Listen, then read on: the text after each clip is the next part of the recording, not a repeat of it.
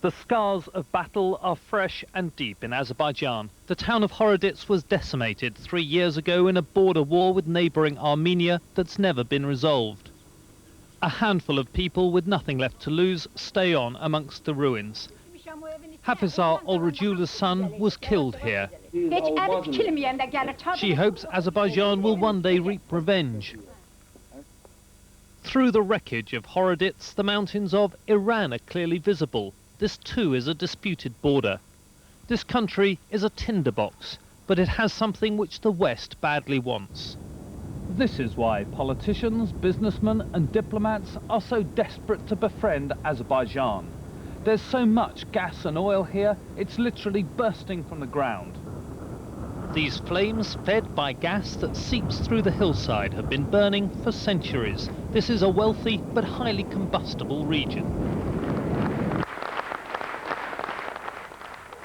Which is why ministers and business leaders whose countries have invested billions to share Azerbaijan's oil wealth are prepared to come here and sit through long hours of Soviet-style speeches.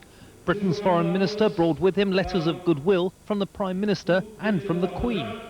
It's a major oil field. Britain has tremendous expertise in the field. We have very substantial investments. It is bringing money back to the United Kingdom. It's creating jobs in the United Kingdom. For all of those reasons, this oil field is big business for the UK. Britain's BP is the biggest investor in a consortium that's just started bringing oil from beneath the Caspian Sea. But to make money, it's got to get the oil onto world markets.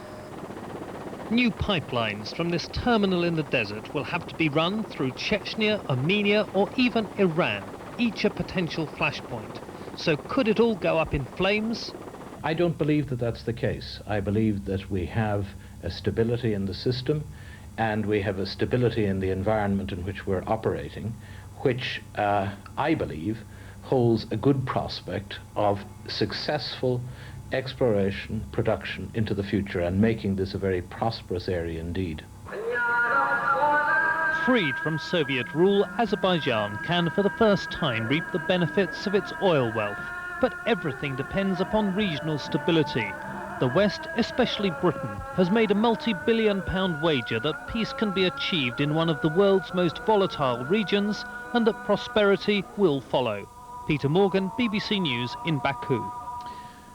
A long-lost black and white film documenting the early life of the silent film star Charlie Chaplin could raise up to £10,000 when it goes on sale at Christie's next month. It was made 70 years ago, but was never shown after Chaplin himself tried to ban it. The film was discovered in a garage recently after lying forgotten for years. Jane Stanley reports. Charlie Chaplin didn't want this film ever to be seen. He was not its star. The man with the trademark cane and baggy trousers is actor Chick Wango.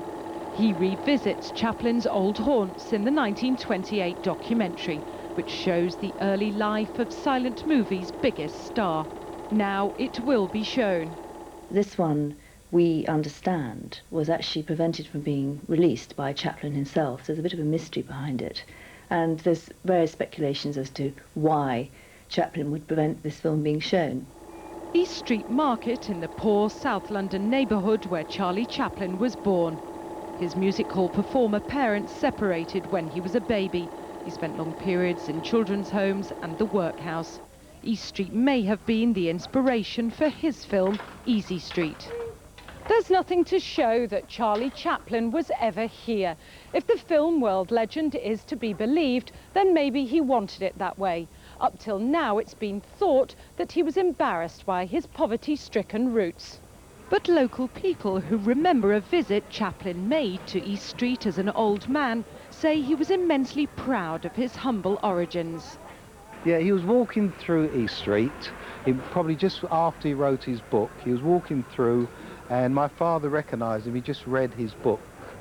And he put his arm round him and he just took him into our shop and was sitting there talking to him for about an hour, talking about different stars and different things about his life.